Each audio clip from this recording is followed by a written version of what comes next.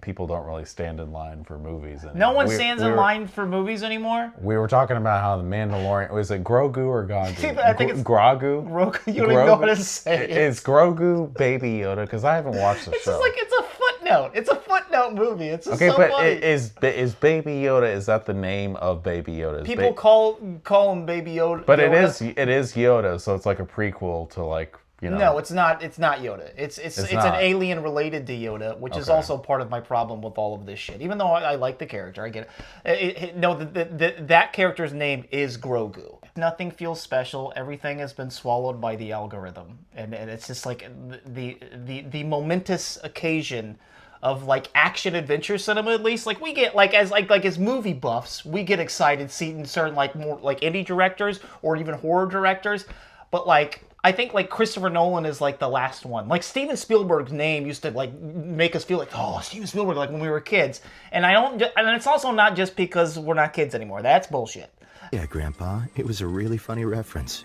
Now let's get you to bed, all right? Because I've heard that argument before. There's these names that like give you goosebumps when you see it's their movie, or even like it just.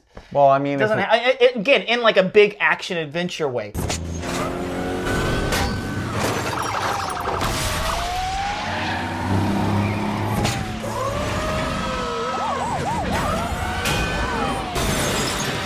I think that people forget that what made Star Wars special is, well, not to be redundant, is the fact that it was special. The whole idea of it's like generational storytelling. It doesn't happen every day. It's like these events don't happen all the time, and the whole point of myth is it speaks to you on a personal level in that sense. Again, it's not 10 hours of content that's released like every few months, so that you can just sit at 3 in the morning eating fucking ice cream and gorging yourself. If the stuff is in your house, do not eat it. You know, whatever the lore they're squeezing out of their fucking, out of Star Wars. It's ridiculous. Is there a problem, people? Maybe we should go a different route than we did with Indiana Jones. Fuck Indiana Jones! And that's why I got this shirt. Because, like, this is I know that the character in The Mandalorian and Grogu is a different Hutt. That's exactly the problem. I don't need to meet different Hutts. Like that's the whole point. It's like you met this one version of the Hutt and that's all you saw. Not everyone needs to be humanized. Not everyone needs a backstory. That speaks to the mythic quality that you only get a taste of all of these people all over the galaxy. You know, it's just like that's what's so wondrous about it. You don't meet the whole fucking family. You don't meet the second cousin. Who gives a shit? You know, I don't fucking care. Not only that, but they turn him like a gladiator with a battle axe. Like, no, he's a fucking fat slob that's like, and he's like fucking, and then fucking Leia fucking chokes him, you know?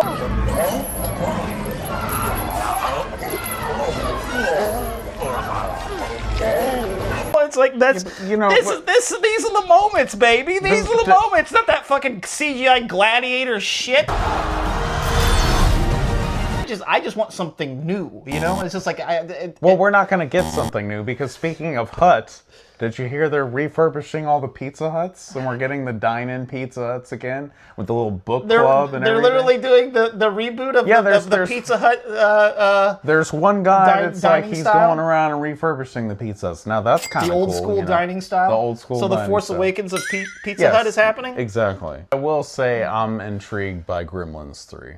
That's okay. That has earned some momentous. It's earned some momentous. I would, I'll stand in line for Gremlins 3. I mean, I don't think we're gonna have to, because everybody's like, I'll just catch it when it's streaming. I will catch it at 3 in the morning in my boxers. Yeah. I hate it when there's like a big movie that like came out, like, you know, maybe you're raving about it or I'm raving about it online, and then the person's just like, sounds really good. I'll catch it when it's streaming. I'm like, come on. That is why people don't stand in line anymore, because you can just catch everything while it's streaming. It just doesn't matter. I wish they would bring back blockbusters just for the idea of going out and seeking out movies, like in a physical capacity of some sort, like on some tangible level. You're not just clicking through your TV. I wish that they would just get rid of social media sometimes, and then just blow up the data center.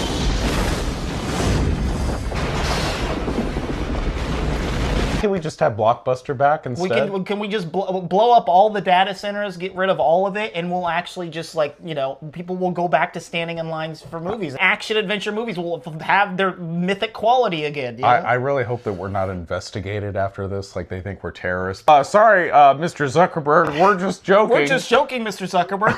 Don't blow up the data centers. Don't trade data centers for Blockbuster. We're fine. Just keep the data centers. So we were trying, is there names? The only one I can think of is Christopher Nolan. What's the name that we all see where we get goosebumps? Michael Bay. Hollywood has produced slop for a very long time, but now it's just that it's easier for them to produce slop. But at the very least, there were these really big events that felt truly fucking special. Do you think it's going to change your going into the water or swimming or anything like that? It didn't scare you that way? No, I read the book first, so I sort of knew what I was going to see. You think the next time you get in the water, you might look around a little bit? No, I'm going to shut my eyes. And it's just again, Marvel kind of touched upon that with Avengers and Endgame, but those movies just kept coming out anyway. And it's just can you imagine how much more special it would have been if there wasn't fucking 50 of those fucking movies and not only and 5,000 more fucking television shows? It's just there's just so much. So it's not but back to the idea of the quality itself. It's there have always been shitty action movies. But even the shittiness of action movies doesn't feel special anymore. I'm clinging to the hope that maybe I'm delusional. Maybe in 20 years, I will find a Netflix action movie starring Gerard Butler, and it'll be one of those schlocky Van Damme movies from the early 90s that was terrible at the time, and my dad probably complained about it. He said, this is a piece of shit. Yeah, those are the kind of movies he complained about. Just random blah-ass action movies, because there was an excess of action dog shit that came out in the 80s and the 90s. But I'm hoping that one of those Netflix movies will actually be some treasure, the way it is now. Well, I literally just spent more than $30 on Time Cop. No, don't tell them. Don't tell them that. I don't give a shit. What is your favorite shittiest action movie? My favorite shittiest movie that's just a piece of shit. Favorite shitty action movie. You know what? I rewatched Spawn recently. Peekaboo. I see you. The CGI is just god awful. Malbolgia looks fucking terrible. Looks like some Windows 98, like PlayStation 2 graphics. There's an ocean of mediocrity. Give me something that's just god awful. And I will see it. I will watch it every day. I will watch it every day. Yeah, he will. I know. He'll wake up at 7 in the morning before he has to go to work and watch the worst piece of shit you've ever heard of. It's the best way to start your day. I watched Ghoulies 7 today, 6 in the morning. I hope that was the right spell.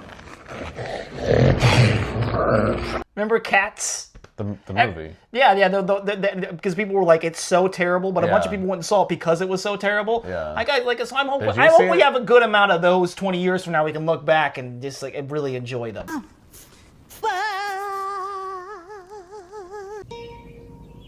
What the fuck is this piece of shit? Okay, so you said you went to a special screening of Mortal Kombat Annihilation. I wish, man. I wish. No, I love Mortal Kombat Annihilation, but I didn't actually see it finally until just a couple of years ago. I finally saw it. Wow. And I was blown away because it's a masterpiece. But the new one, I loved the new one. It made me feel like a kid again. I feel like if you're a Mortal Kombat fan, you'll like the fights. The fights are actually, I think, are really well done. There's some fatalities that are really great. And, it's obviously it's not Academy Award winning storytelling, but I actually felt like there was an element to the storytelling that worked. There were stakes on a level, at least stakes on this level of ridiculousness that works, The beginning, I was just I felt like I was watching Game of Thrones for a second. Carl Urban brings a lot to a character that I don't even really like. I don't really like Johnny Cage, to be honest, but he makes the character interesting. I like what they did with his situation, and he has a comedic dynamic with Baraka, which is really great. I think it does work as a good movie-going popcorn experience as a video game movie. We also saw Exit 8. Oh, man. Which is maybe my favorite movie right now of the year. You think so? I think so, yeah. It's kind of tied with the drama for me.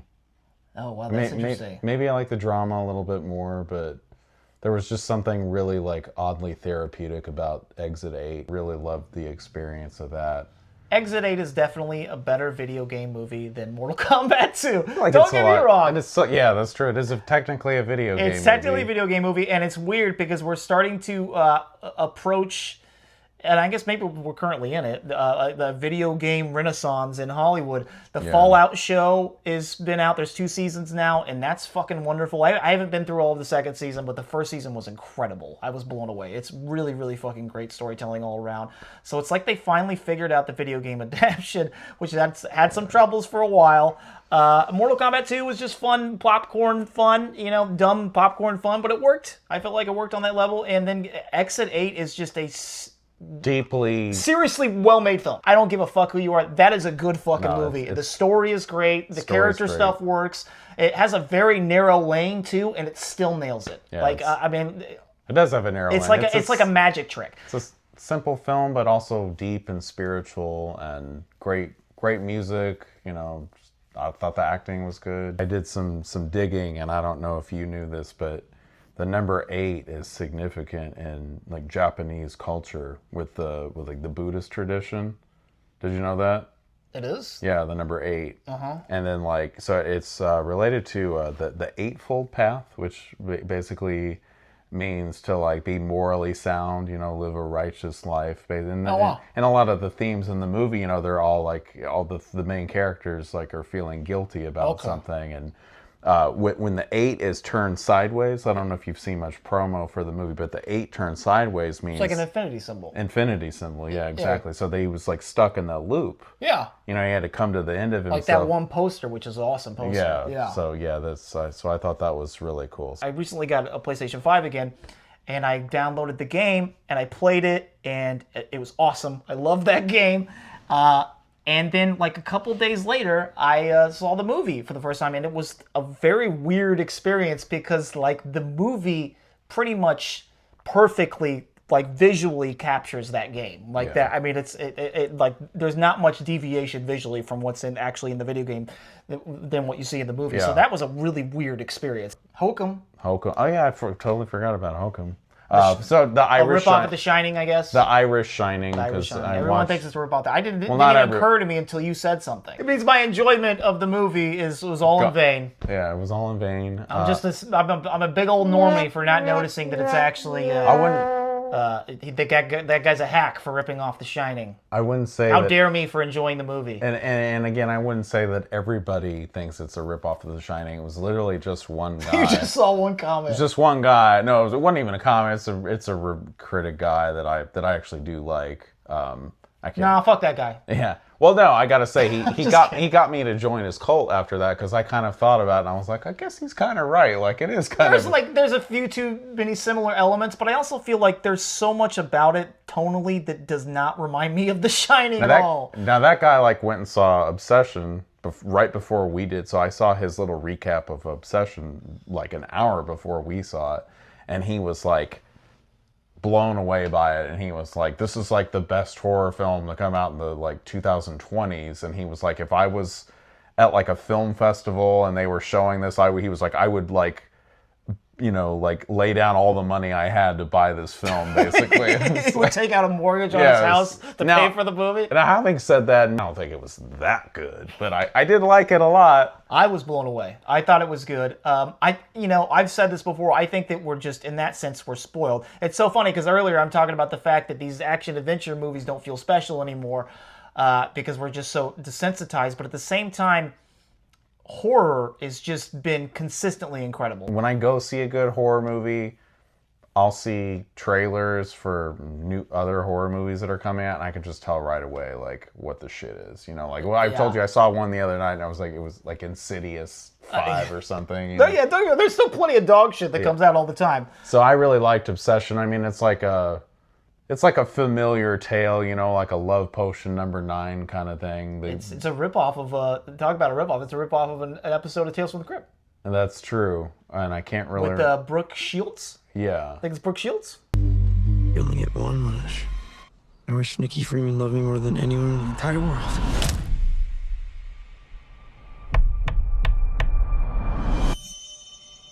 And it was a hell of a ride. I mean, I'll say I didn't really feel like there were any boring moments in that movie. I was deeply engaged through the whole thing. I thought, again, every scene worked. I think we've been lucky in that sense. There's a few movies I've seen where I'm just like, man, everything is working for this movie. The score was really good. The score was wonderful. The filmmaking was great. The actors were unreal. Everyone's talking about this actress. I forget her name, but she's like, it's a new like all-time performance. A love only the branch of a willow tree could conjure.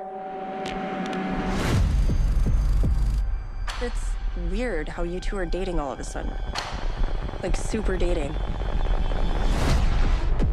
I feel like I've never seen a performance like this. This is incredible. Like, she's doing a really good job. Well, and you never saw Smile, too. I never saw Smile. I feel like people said good things about that performance, but I didn't see it because I thought the first one looked fucking stupid as shit. So why would I see the second one? But I've seen some clips from the second one, and that looks pretty crazy.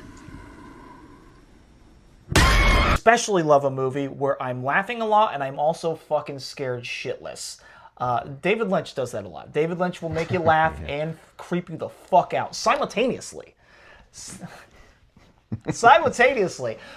We're gonna hype up I Love Boosters because for me personally, that is probably my most anticipated film of the year. What's a booster? Somebody that steal clothes from the store and sell it at a discount price? It's like community service. On a film buff level, like names that get you excited, Boots Riley is one of those names. I fucking love that guy. Not gonna not be good, you know. I've seen a couple more clips. I'm not gonna spoil myself here and watch too much, but the trailer's amazing.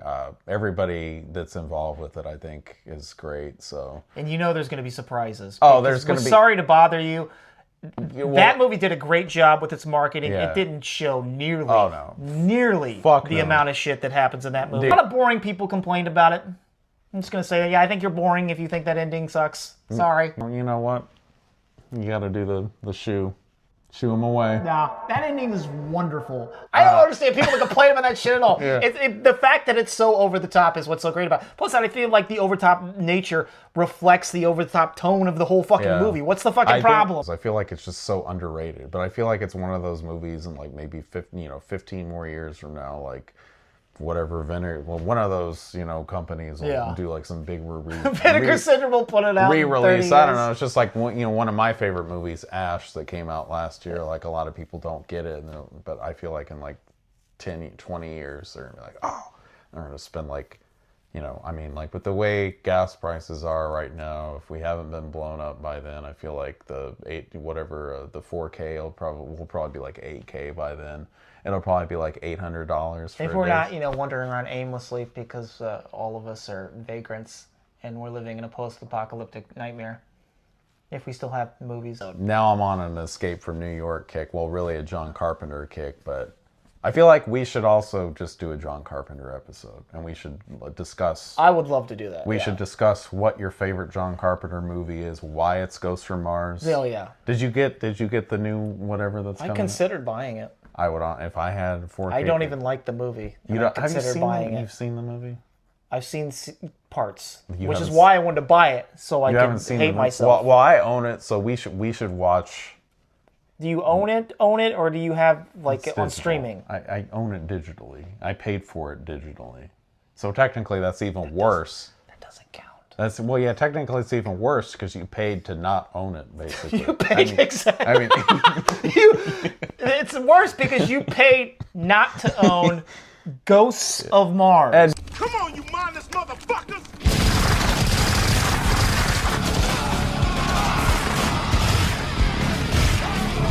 Everything gets lost. In an ocean of content. But I Love Boosters is going to change all of that. Yep, it is. It really is. Yeah, some guy was just like, "Oh, we're really celebrating shoplifters." I saw a comment. Who said that? It's some guy in a comment was just like, "God, it's like a ridiculous movie." I mean, I'm sure don't get me wrong. I mean, it's going to have I'm sure it's going to have some kind of sincere messaging. But it's like, I don't think he got it. And I also wondered if he was just threatened by it for other reasons. Gee, I wonder what those reasons would be. Yeah. Well, won't even say it, but I bet you know what I mean. Yeah. I bet you know. Yeah, why are you so insecure about a movie about shoplifters? All of it. Not only that, but you have to think about the average person that has seen so much action and crazy over-the-top movies with questionable characters, and you really think that a movie about shoplifters is going to be the one to break the moral fabric of society? Fuck you. There's another agenda at play with your stupid fucking ass. I think that's a good way to end it.